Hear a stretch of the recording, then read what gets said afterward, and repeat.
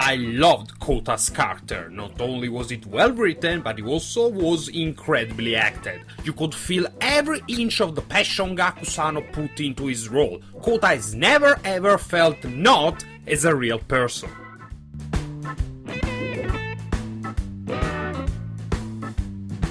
Episode number 2 starts with the revelation that Mr. Belt once was a Mr. Human. He was attacked and killed by the guy in the red coat, Heart, and somehow ended up in his current state. Anyway, he's worried about how easily Shinosuke goes into slack-off mode. Instead of working on the not close case, he's not thinking about his transformation. Cue another entrance of Kiriko. I hope this doesn't become a running gag, because I can see it losing its welcome very easily. There's just something that doesn't work in it. Also, another toy car gets introduced. Hunter. Why do I get the feeling that we're going to get a new Type 4 episode in this series? They already feel cheap, but if there are so many... Switch to a short scene where the guy in the red coat, Heart, steals a car to meet an old friend.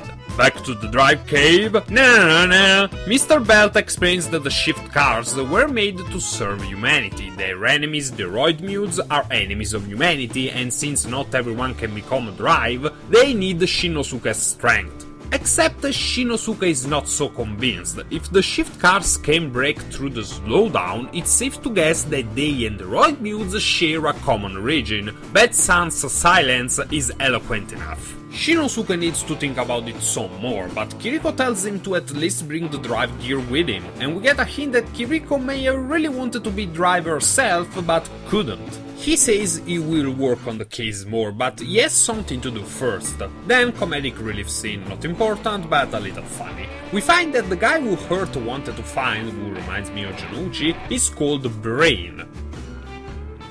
There better not be a Pinky in this series. This guy can apparently control machinery with a toe and uses it to find Roid Build 29 again. The resurrected monster is about to grow a new body, and we see him do just that in the offices of a modeling agency for some reason. We move to a hospital, where we find out that what Shinosuke had to do was visit his ex-partner, Ayase. He didn't die in the explosion, but he was injured so badly that even after rehabilitation, he won't be able to be a cop anymore. Of course, Shinosuke feels guilty about it to this day, no thanks to his father's lessons on being a cop and responsibility, but Ayase tells him to stop the pity party and go find something else to be responsible for. If he has time to whine, he has time to go out and be a cop for the both of them.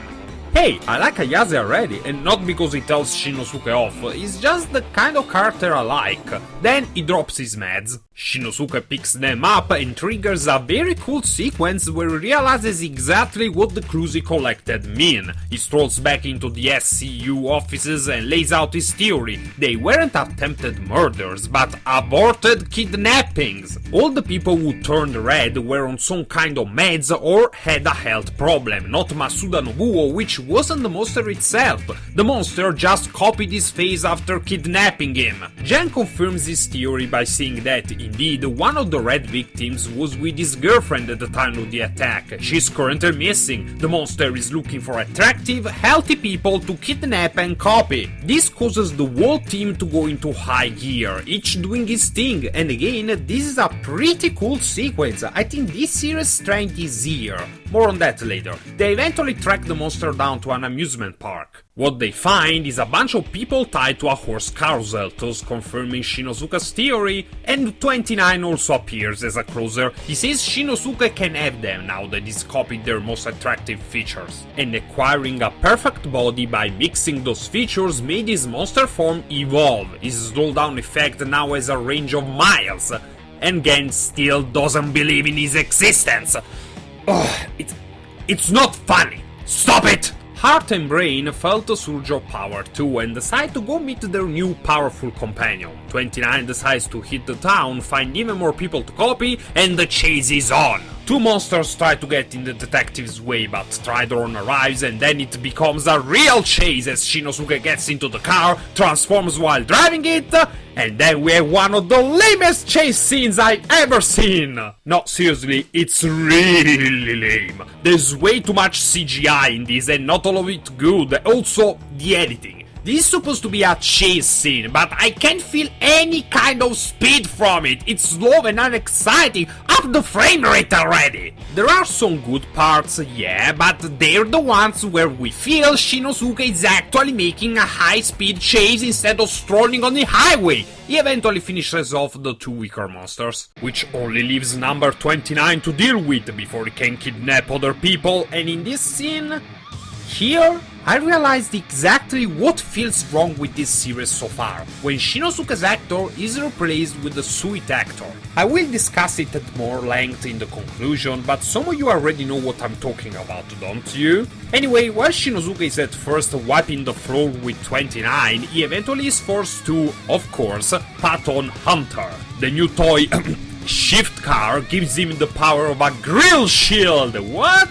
Also to summon a cage to block his enemy and a new full throttle finisher, which again would feel cooler if I could actually feel any speed from it! Before disappearing in disbelief that he was beaten by a grill and such a slow moving finisher, 29 utters the words, "Could Shinosuke maybe be a Kamen Rider?" An unfamiliar term which confuses him, but Mr. Belt brings him back to Earth. There are 103 road mutes left to go. As 29 disappears, the slowdown effect ends and Heart and Brain are shocked. He had become powerful, what could have destroyed him? Heart says he has someone in mind, but then a rider on a pretty flashy motorbike appears. Someone who reminds me a lot of Mitsuzane, who the road muse call Chase, here to receive the name of his next target. Next scene, the SEU is celebrating the case's solving by further bickering. Shinosuke asks Kiriko what a Kamen Rider is and why would the road mute call him that. The cop's answer is a simple smile. Something so rare that Shinosuke is shocked, and Kiriko is quick to cover it up. While the two engage in a back and forth that works much better than the arrest running gag, Mr. Belt baptizes Shinosuke as Kamen Rider Drive, liking the sound of it, and then the series takes a turn for the supernatural. In the last scene, a woman is walking her dog when she's confronted by several spectral apparitions begging for help, and then we end up with a close-up of a spider roid mute spitting out web, and I don't know if to call the Ghostbusters or a pest control agency.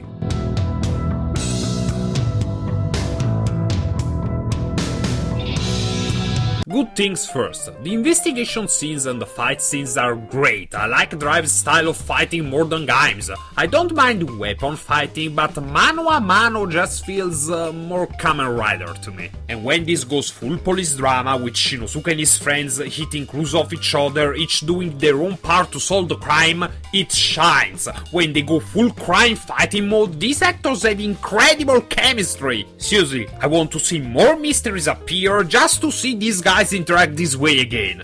Now, for the bad things, the chase scene and the finisher, editing, this is called Drive! We need a feeling of speed, not agony! And then, our main character. It becomes very evident when Takeuchi Ryoma gets replaced by Taikawa Seiji in the battle scenes. Even more if you have subtitles, it just doesn't do cocky or slacker very well. In battle, Shinosuke suddenly becomes cocky. He starts joking around, playing with his enemy. Takawa's body language fits this attitude and the words displayed on the screen perfectly. Ryoma's deliveries?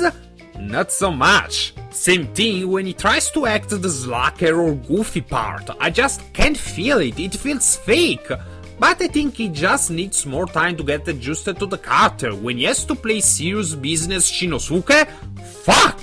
When Ryoma plays full detective mode Shinosuke, he gives off a very intense performance. I want him to solve more cases, but he needs to work on the rest of his moods to make it feel real. I mean, it's not like everyone can be Gakusano and be perfect about it from the beginning, can they?